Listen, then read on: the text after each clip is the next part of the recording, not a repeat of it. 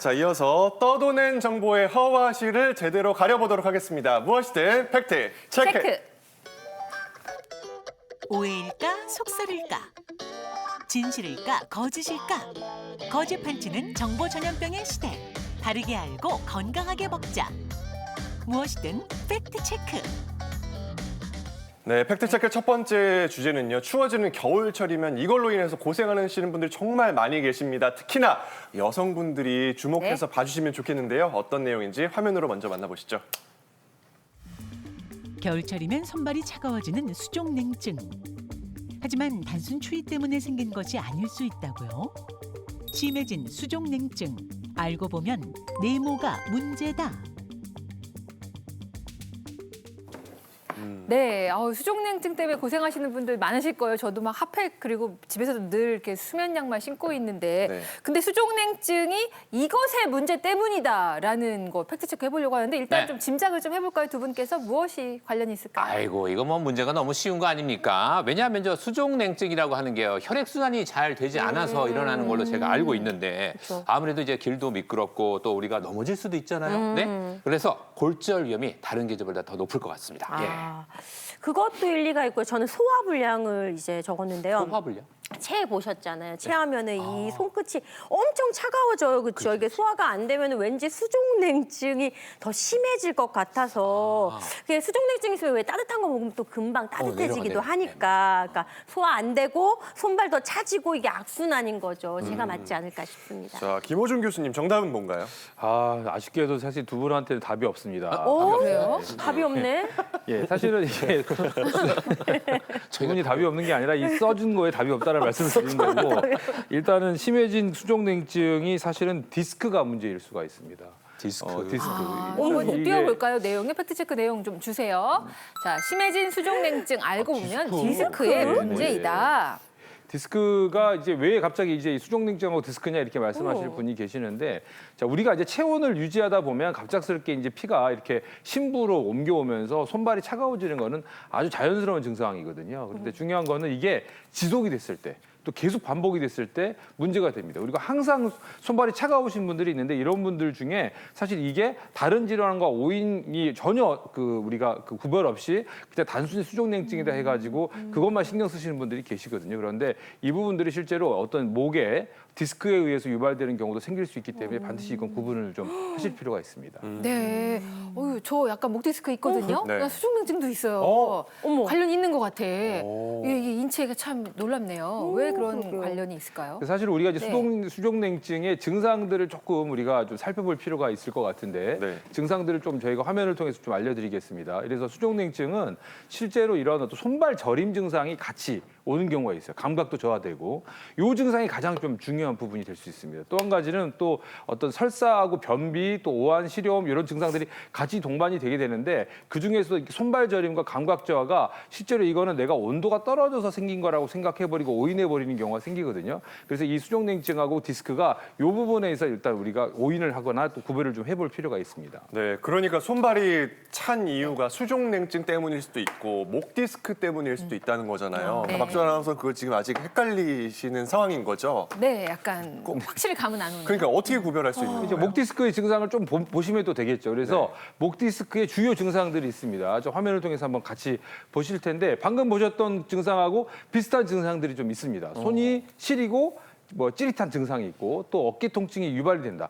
이런 증상들이 목 디스크에서 나타나게 됩니다. 그래서 실제로 손발만 차갑고 그다음에 찌릿하거나 감각 이상이 있다고 하더라도 실제로 이게 목 디스크 검사를 반드시 하셔가지고 이게 디스크 때문에 유발된 건지를 보셔야 되는 이유가 이 부분에 일단 초점을 맞추시면 되겠고 목 디스크는 실제로 또 보게 되면 어깨 통증도 있으면서 두통도 유발하고 뒷목이 뻣뻣해지고 또 둔해지고 또 이런 증상들이 같이 동반이 됩니다. 그래서 사실은 일단 손발이 차가운 걸 가지고 이런 어떤 저린 증상들을 일단 우리가 그냥 단순하게 생각해 버리지 마시고 디스크하고 연관성에 대해서도 반드시 전문의하고 꼭 상의하실 필요가 있습니다. 제가 봤을 때 목 디스크 때문이신 것 같아요. 저 근데 목 디스크 생기기 보니까. 전에도 수족냉증이 있었어서 목 디스크가 생기면 더 심화된 게 아닌가 싶은데 그럼 목 디스크 때문에 온 수족냉증은 목 디스크가 개선돼야 좋아질 것 같고 그럼 일반적으로 있었던 수족냉증 네. 혹시 이건 개선할 수 있는 방법이 있을까요?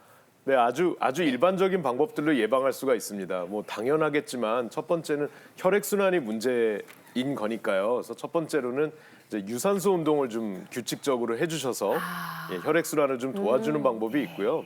그다음에 신체를 따뜻하게 유지하는 방법이 있습니다. 이거는 손이 차가우니까 손에다 바로 뜨거운 핫팩 꼭 쥐고 있어야지보다는 신부 체온, 그러니까 내 몸이 좀 따뜻해져야 손발도 따뜻해지거든요. 그래서 그런 방법으로 몸을 좀 따뜻하게 해주는, 뭐 옷을 좀 두껍게 입는 방법도 있겠고요. 그다음에 마지막으로는 물론 이걸 우리가 이열치열, 인행치행 이렇게 생각하지는 않겠죠. 근데 손이 차가운데 찬물에 넣는 분은 없겠죠. 아이고. 네. 그래서 이러한 찬 환경에 손발이 노출되지 않게 해주시는 게 좋고요. 그다음에 온열요법이라 그래서 이제 따뜻한 물에 이제 손을 좀 담그시는 분들이 있는데 내가 손이 차니까 더 뜨거운 물에 넣어야지 하시면 곤란하다라는 겁니다. 왜요? 체온보다 약간 높은 한 40도 정도의 물에 하루에 한 번 이상은 안 하시는 게 좋겠습니다. 왜냐하면 네. 갑작스럽게 뜨거운 물에 오랫동안 피부를 담가 놓으면 피부 건조증이 있는 분들은 더 나빠질 가능성이 있거든요. 이런 겨울철에. 그래서 온열요법의 핵심은 그렇게 뜨겁지 않은 환경에 가끔씩 노출시켜주는 것이다 정도로 정리하겠습니다. 네. 네, 명심하셨죠? 명심하겠습니다. 네. 아, 이거 어쩐지 좀 너무 뜨거운 물에 담갔더니 트고 아프더라고요. 건조해져서 그렇겠네요. 네, 알겠습니다. 계속해서 팩트체크 두 번째 주제 알아볼 텐데요. 이 자세를 자주 하시는 분들은 특히 조심하셔야겠습니다. 네. 어떤 내용인지 화면으로 만나볼게요. 무언가에 집중할수록 무너지는 자세. 그중에서도 우리 몸을 한순간에 망가뜨리는 자세가 있다고요. 네모 자세, 골반, 허리, 무릎 통증을 만든다.